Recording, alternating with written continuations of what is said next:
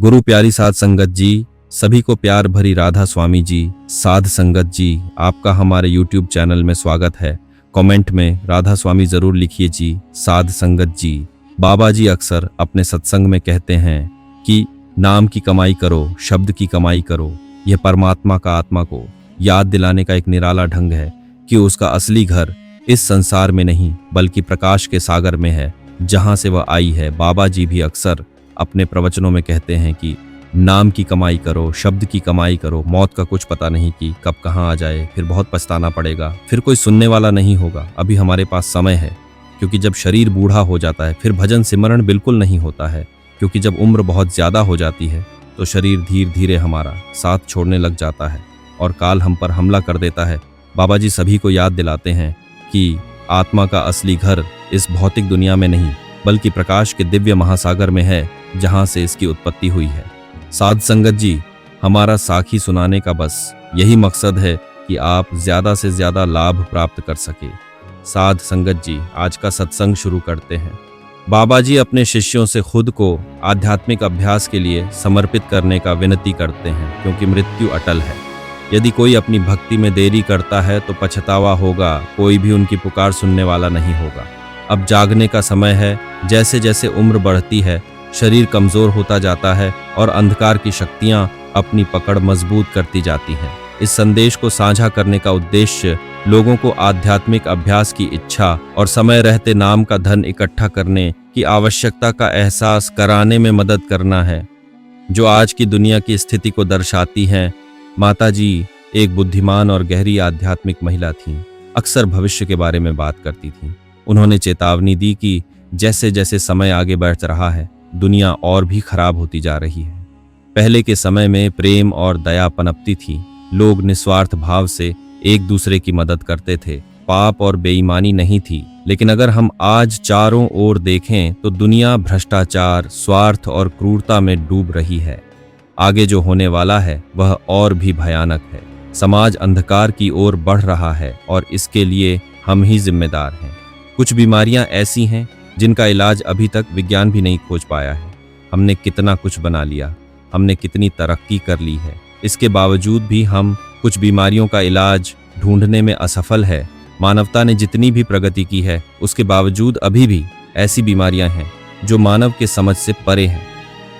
पहले प्रकृति शुद्ध थी, पानी साफ था, हवा ताज़ा थी और मनुष्य कम से कम बीमारियों के साथ स्वस्थ जीवन जीते थे। दवाएं दुर्लभ थीं, फिर भी लोग ठीक हो जाते थे। लेकिन आज सब कुछ मानव हाथों से दूषित हो गया है। पानी प्रदूषित है, हवा जहरीली है और हमने अपने लापरवाह कार्यों के कारण खुद पर बीमारियों को आमंत्रित किया है। हमारा जीने का तरीका विनाशकारी हो गया है। बाबा जी हमें बार बार याद दिलाते हैं कि भगवान ने इस धरती को खूबसूरती से बनाया है, लेकिन इंसानों ने इसे बर्बाद कर दिया है। हम अनगिनत बीमारियों से पीड़ित हैं, फिर भी हम इन कष्टों का प्रयोग आध्यात्मिक साधना से बचने के बहाने के रूप में करते हैं। जब प्रभु नाम का ध्यान करने की बात आती है तो हम बीमारी या अन्य परेशानियों से बोझिल होने का दावा करते हैं। हालांकि ये कठिनाइयां वो हमारी अपनी ही करतूत हैं। प्रकृति अपरिवर्तित रहती है, लेकिन हमने इसे दूषित कर दिया है। हमने अपने पर्यावरण को प्रदूषित किया है और खुद पर विनाश को आमंत्रित किया है। अगर हम इसी रास्ते पर चलते रहे तो आगे की परिस्थितियां और भी खराब होंगी। प्राचीन ज्ञान चेतावनी देता है कि भविष्य में भोजन जैसी बुनियादी जरूरतें भी दुर्लभ हो जाएंगी। लोग अनाज की तलाश में बेचैन होंगे, लेकिन उन्हें कुछ नहीं मिलेगा। और इसके लिए कौन जिम्मेदार होगा? मालिक ने हमें सही और गलत में अंतर करने की बुद्धि दी है, फिर भी हम अपने ही गलत कामों के प्रति अंधे बने हुए हैं। जब हमारे पास कुछ अच्छा होता है तब भी हम अपनी अज्ञानता से उसे कलंकित कर देते हैं। न्याय करने की क्षमता दिए जाने के बावजूद हम विनाश का रास्ता चुनते हैं। ज्ञान की ओर बढ़ने के बजाय हम अंधकार की खाई में जा रहे हैं। मालिक ने हमें विवेक की ताकत दी है। हम अपना अच्छा बुरा देख सकते हैं। उसने हमें वह सब कुछ प्रदान किया है जिसकी हमें आवश्यकता है, लेकिन हम समझ ही नहीं पाते कि हमारे लिए अच्छा क्या है और बुरा क्या है। हमारे पास अगर कुछ अच्छा भी है तो हम उसे भी बुरा कर लेते हैं, बुरा बना देते हैं। उसने तो हमें अच्छे और बुरे की परख दी है, लेकिन हम परख नहीं कर पाते और इसलिए हम अंधेरे की तरफ जा रहे हैं, अपने पतन की तरफ जा रहे हैं।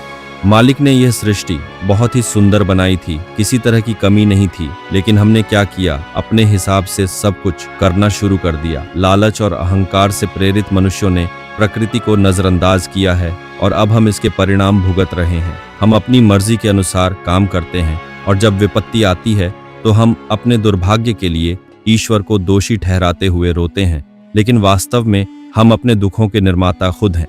भविष्य में ऐसी बीमारियां होंगी जिनका कोई इलाज नहीं होगा। एक समय ऐसा आएगा जब दवाएं भी खत्म हो जाएंगी। हमने पहले ही अशुद्ध और असामान्य खाद्य पदार्थों का सेवन करना शुरू कर दिया है। जानवरों को मारकर और उनका मांस खाकर मनुष्य ने अपने शरीर में कई तरह की बीमारियां डाल दी हैं। इससे लाइलाज बीमारियां बढ़ गई हैं, जो आने वाले सालों में और भी बढ़ जाएंगी। जब कोई इलाज नहीं मिलेगा तो मानवता के पास अपने किए परिणामों का सामना करने के अलावा कोई विकल्प नहीं बचेगा। मौत तेजी से आएगी और कोई बचने का रास्ता नहीं होगा। हमने न केवल खुद को नुकसान पहुंचाया है, बल्कि हमने अनगिनत मासूम जीवों को भी खतरे में डाला है। जानवरों के प्रति हमारी क्रूरता ने दुखों का एक चक्र बना दिया है। प्राकृतिक व्यवस्था बाधित हो रही है और हम इसके लिए जिम्मेदार हैं। आने वाले दिनों में मनुष्य अपने सहारे के सभी स्रोत खो देगा। हमारी ताकत और साहस कम हो जाएगी और हम खुद को पूरी तरह से अकेला पाएंगे। हर कोई अपने संघर्षों में इतना व्यस्त हो जाएगा कि मदद करने के लिए हाथ नहीं बढ़ा पाएगा। समाज बिखर जाएगा और नैतिकता खत्म हो जाएगी। शास्त्रों में एक ऐसे समय की भविष्यवाणी की गई है जब रिश्तों का कोई मतलब नहीं रह जाएगा। पत्नियां अपने पतियों को छोड़ देंगी, माताएं अपने बच्चों को जहर देंगी, पिता अपने बेटों के खिलाफ हो जाएंगे और बेटे अपने पिता को छोड़ देंगे। दुनिया पाप से ग्रसित हो जाएगी और मानवता अपने सबसे निचले स्तर पर पहुंच जाएगी। यह दुनिया की दुर्भाग्यपूर्ण स्थिति है जिसकी ओर हम बढ़ रहे हैं, लेकिन अभी भी उम्मीद है। हमारे पास समय है। हमें बहुत देर होने से पहले जाग जाना चाहिए। हमें प्राकृतिक जीवन शैली अपनानी चाहिए जो ईश्वरीय व्यवस्था के अनुरूप हो।